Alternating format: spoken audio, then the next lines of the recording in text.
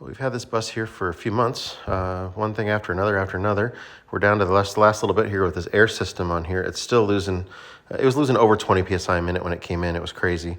But now we're losing still like 5 to 7 psi a minute, still much too much. You know, we're not going to pass a DOT air brake pre-trip inspection with this. The last air leak that we found, though, is in the air tanks. There's 2 rusted holes in 2 different air tanks that it's leaking out of. So we're going to get these air tanks replaced. We ordered them from Prevost. They took about a week to come in, and then they came in, and I looked at them, and I'm like, these are the wrong tanks. We ordered them per the VIN number, and these are like a foot too long, and they're too skinny, so they're not going to mount where they need to go. So we had to call Prevost back, and they sent us the wrong tanks. So we got the right ones ordered. So now we're going to take these out, and the new ones should be here in just a couple of days.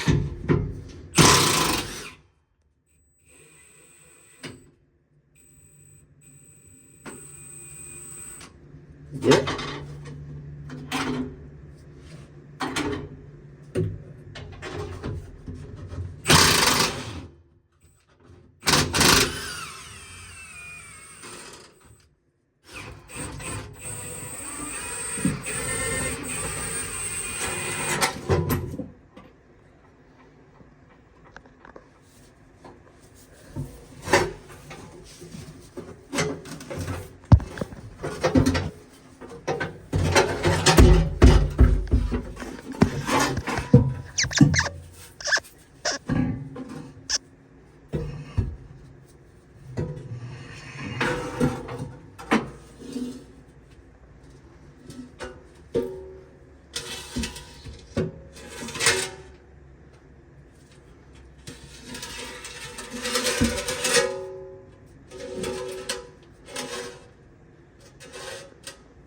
Is it coming out this way?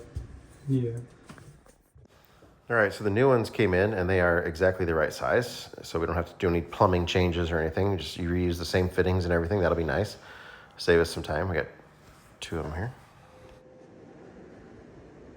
That's the 2 new air tanks there. They're pretty large. So this air tank was leaking, but look at this crack.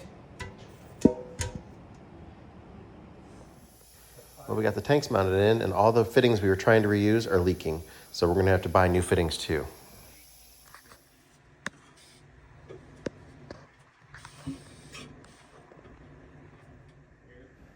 So we're going to do our 60-second leak down test here and see how it's holding air pressure for 60 seconds out.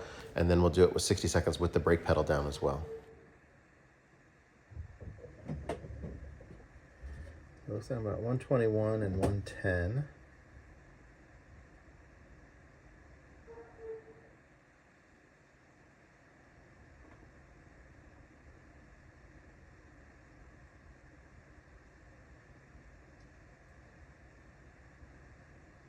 I don't hear any check valves vibrating anywhere, right? It's totally quiet, yeah. Yeah, we're still like 121 and 110.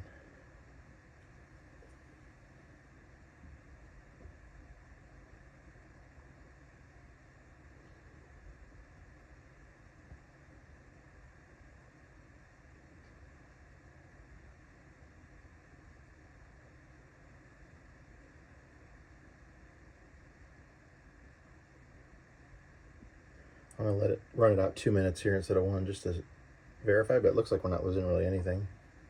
But less than 1 psi if anything.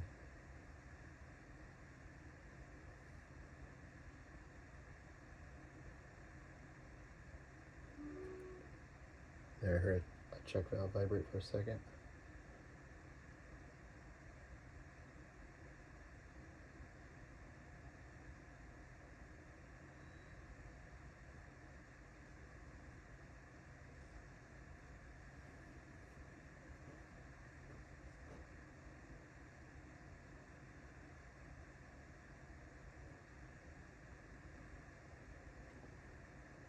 Yeah, that's like 2 minutes out, and we're still, I believe, over 120. So maybe like, yeah, just a tiny bit. Let me step on the brake here.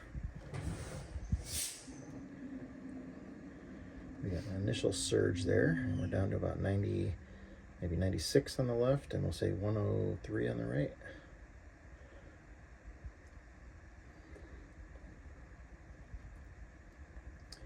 This is with the brakes applied.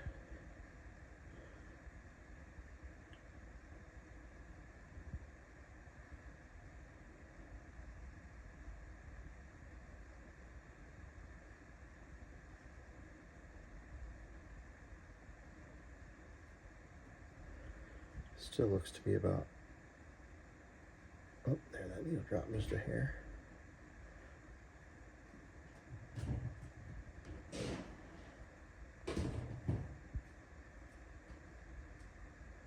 Yeah, that's about 1.5 maybe PSI a minute, so completely acceptable.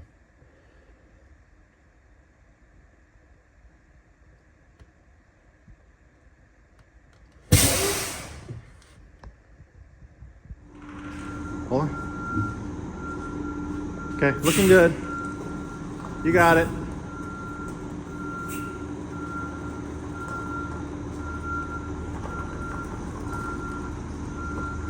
Let's nose it in over there. Pull it forward over there. So it's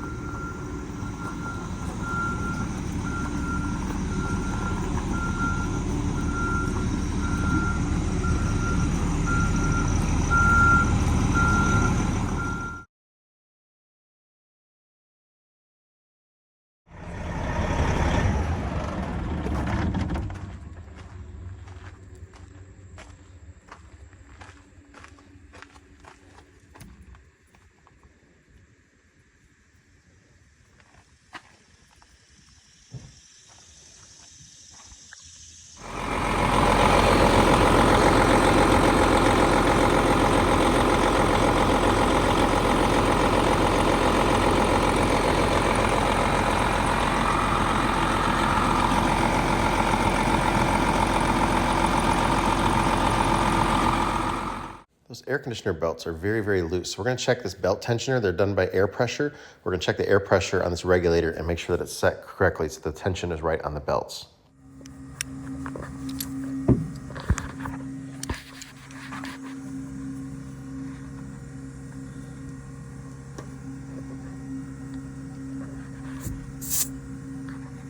There's about 60 PSI.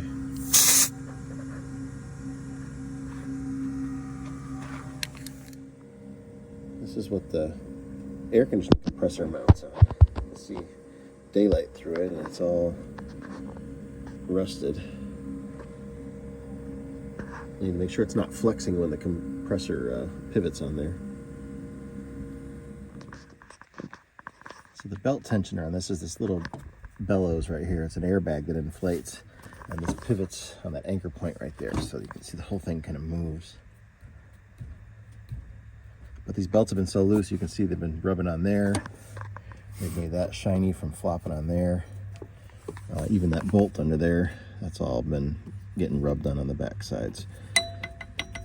And I could hear them squeaking and rattling, and I could just see them bouncing around. They're too loose. But you don't have a lot of adjustment here. This only takes up an inch or so of tightening. So we got into the book on it, and we looked up this belt number. This is not the right belt. This is a BX97. It's supposed to be a BX96. So this belt's a little bit longer than what it's supposed to be. So even though the air tension is actually about 8 PSI too much right now, it's not enough to, the belt's too long. Flopping around, too loose. This is tensioned right now. I mean, I can get several inches of deflection in there.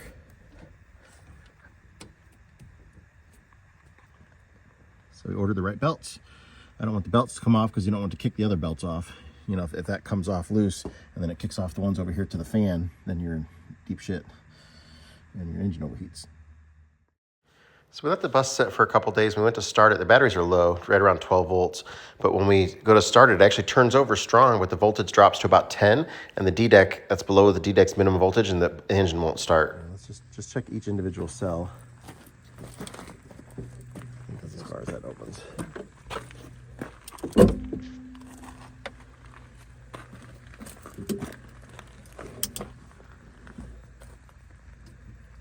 Go to the 20. That's it. Each battery. So 11.9.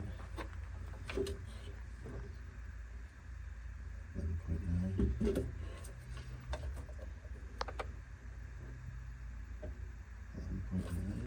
Equalizer's working. I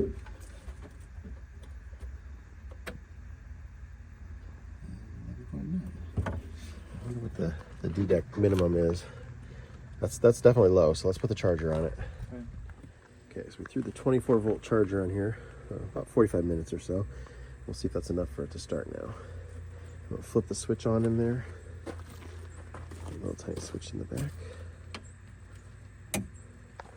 Let's see if she starts.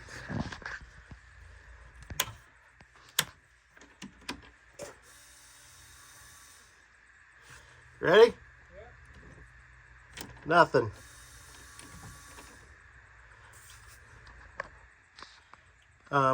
Try the switch back there.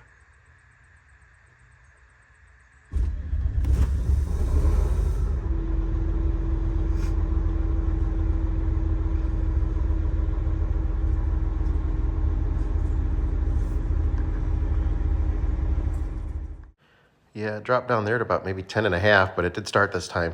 Obviously, the D-deck liked that, so we got to be close to the threshold on that. But yeah, the charger helped. Turn the power on. Looks like we're a little over 12 volts. It's not doing.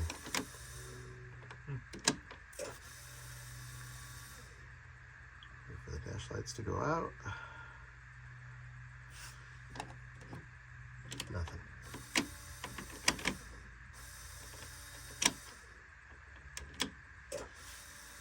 On.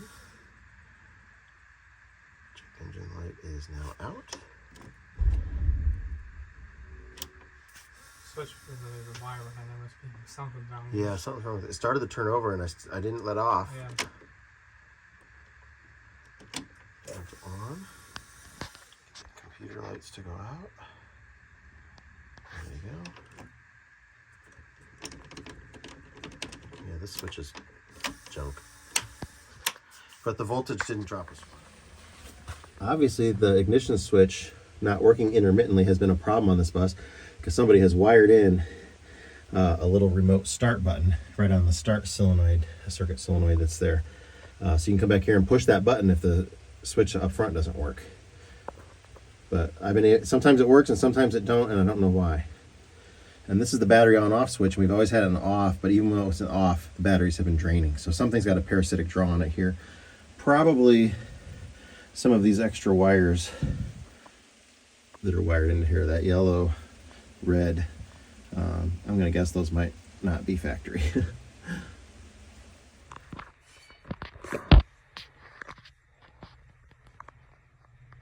Okay, you ready? Yeah. Nothing here. You want to try the switch back there?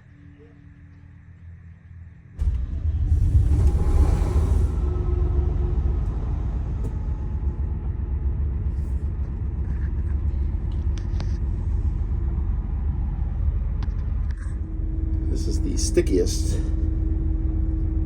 steering wheel I've ever felt. Oh man, it's like remember those things we used to throw at the wall? Those creepy wall crawler, wacky wall, whatever they were? That's gross. I don't know if it's because he's been using like hand sanitizer a lot up here, if that's what ate up the rubber, but the whole thing is so... Jonathan, grab the steering wheel. It's sticky. Sitting in the sun? I don't know. Jesus. It wants to go.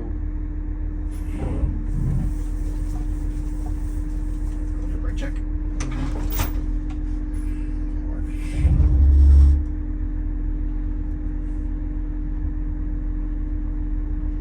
Main doors are closed.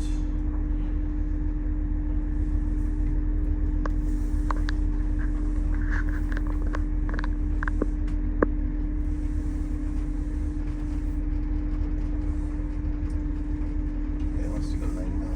Just if I let off of the... Yeah, you don't have to accelerate. The steering wheel is so gross.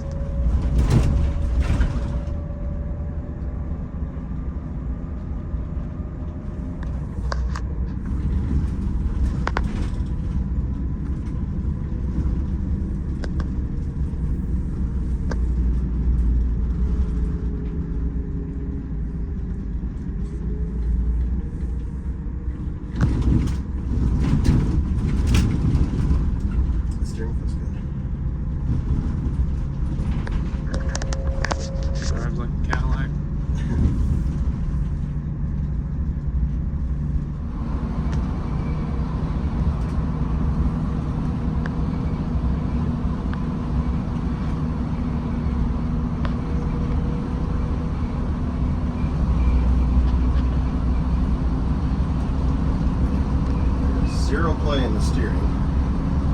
That is spot on.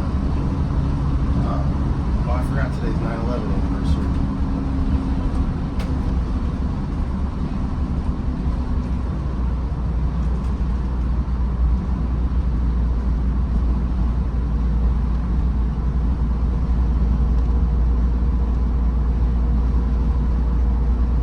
So the steering goes off center. It's just a hair.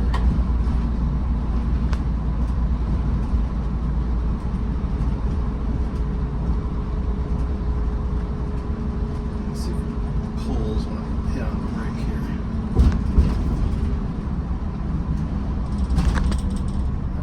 No. That was the transmission downshift. Yeah, it didn't pull at all. That really. Downship's aggressive. That's a very hard downshift. Where's my speedometer? 20.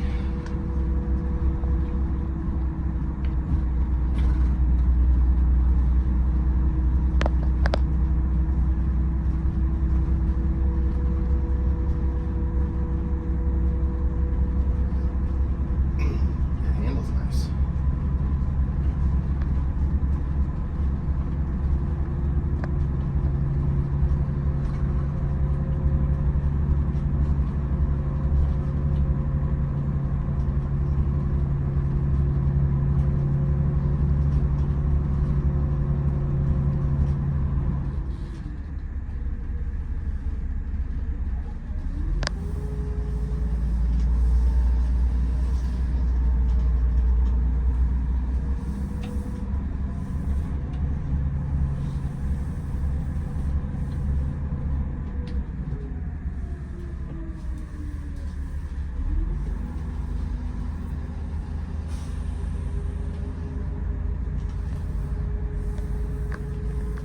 As nasty as that transmission fluid was that came out.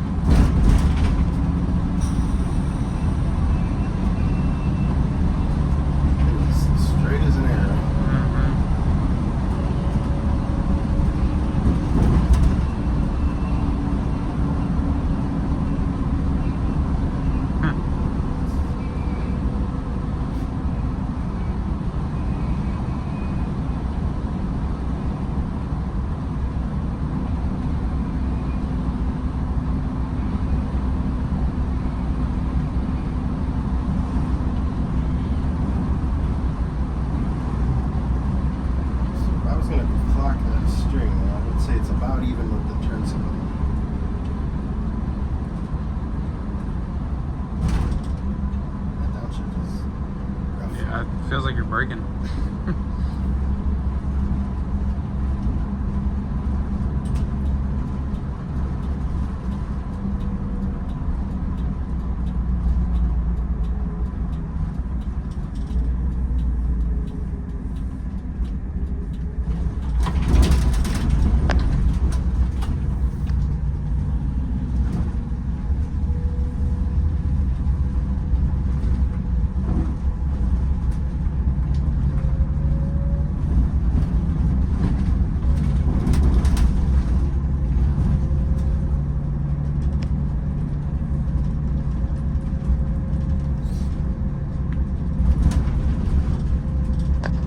I would prefer that no cars pass me on this road.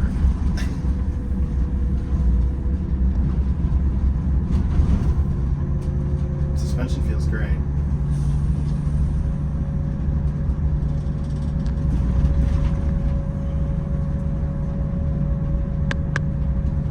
Pretty sure it's third gear into second where that downshift is aggressive.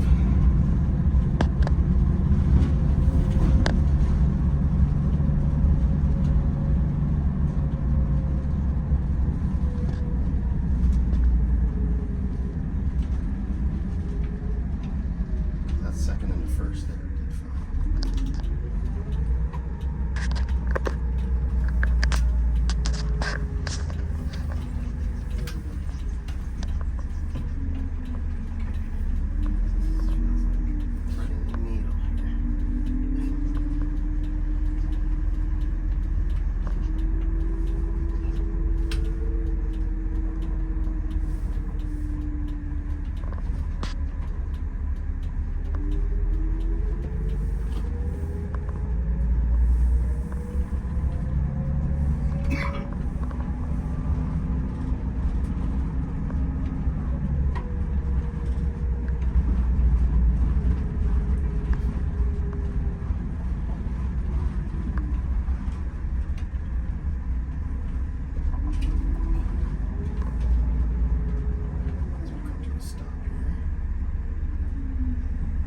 Hill climb. Not even all the way on it because it's a Series 60. Yeah, I got let off.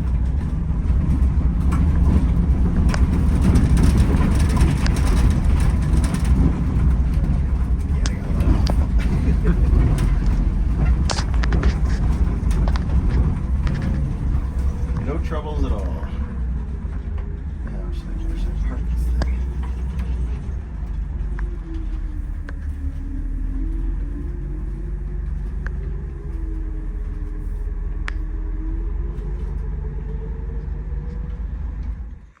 Just checking this hub, feeling it. It's the all new hub, so making sure nothing's gotten hot or anything when we're driving it. It's all in good shape. Yeah, the only issue I had on the test drive was a kind of a hard downshift there on the transmission. But this does have that adaptive transmission, and 2 weeks ago those batteries were totally dead, like 0.6 volts. So I bet maybe it lost its memory on that, so it's got to kind of relearn driving habits or whatever. Let's hope that's what it is. But other than that, man, the handling was so good. We replaced all the steering linkages, the brakes, the shocks, and then the air system, all the air leaks. We replaced the drive shaft that was going out on it. It's just crazy the amount of work that we ended up doing on this, but it does handle really, really nice. That transmission was always kind of a question how it was going to be. He was having some problems. A code was coming on his way down here, but we didn't get any codes or anything on the test drive. So the fluid in it was completely disgusting. So I can see why there was a problem with that. But I think it's going to be good to go. And we're just wrapping up on it here. I got to reclock that steering wheel just a little bit to make it straight and go from there.